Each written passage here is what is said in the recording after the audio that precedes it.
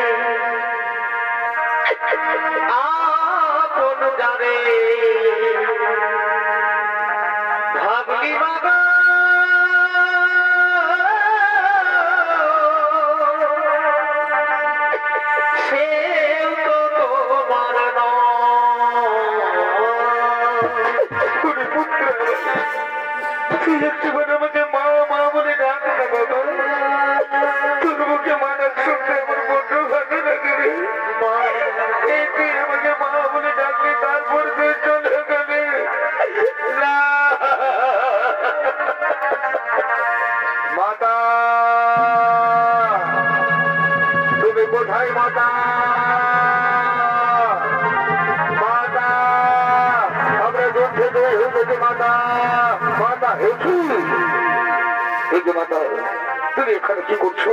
আমরা তোমায় দণ্ড দণ্ড করে ফিরে বেড়াচ্ছে। একই এত ছোট পুত্র বর্ণ এটাকে আমি মেরেছি মাতা, এই জন্যই তো আমাদের জয় নিশ্চিত।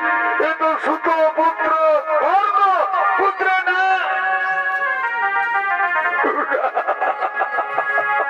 তোরা আমাকে আর ছোট পুত্র বলিস না বাবা, তোকে তোরা আর ছোট পুত্র বলিস না। মা তুমি কি বলছো? তুমি কি পাগলই হয়ে গেছো? ও তো ছোট পুত্র, জন্মের পর থেকে আমরা জেনে এসেছি ও তো ছোট পুত্র কর্ণ পুত্র না, ও ছোট পুত্র নয়। মা এ কথা তুমি কেন বলছো বাবা? তাহলে কে? ও যদি ছোট পুত্র নয় তাহলে কি ওর করছো? ওরে পুত্র তুই যাকে মেরেছিস যে তোর চির শত্রু, সে আর কেউ নয়, সে হলো আমার জ্যেষ্ঠ পুত্র।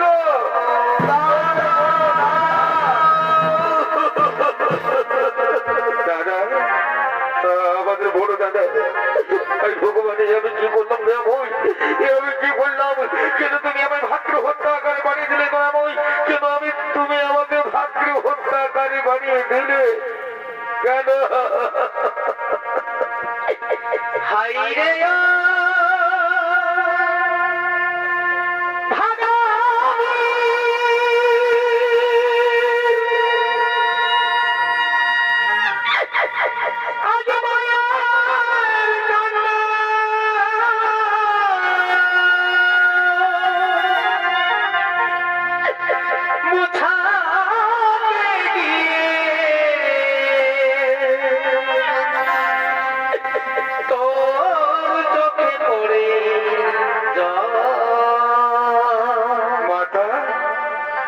এত বড় সত্যটা গোপন করে রাখলে মাতা, এত বড় ভুল তুমি করেছো যে আমাদের বড় দাদা তুমি এতদিন কেন বলতে মাতা? তাহলে তো আমরা তার সাথে যুদ্ধই করতাম না। তোমার এইটুকু ভুলের জন্য আমি যদি ধর্ম যুধিষ্ঠি হই, আমি যদি ধর্মের মধ্যে চলি, তাহলে তোমার পুত্র হয়ে আমি তোমাকে অভিশাপ দেবো। জগৎ সংসারে সমস্ত নারী জাতিকে আমি অভিশাপ দেবো, এই সংসারের সমস্ত নারী জাতিকে আমি অভিশাপ দেবো।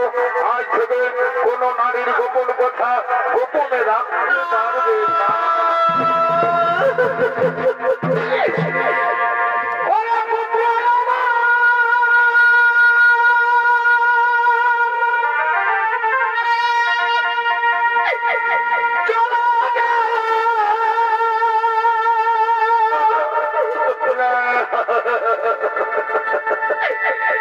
আমার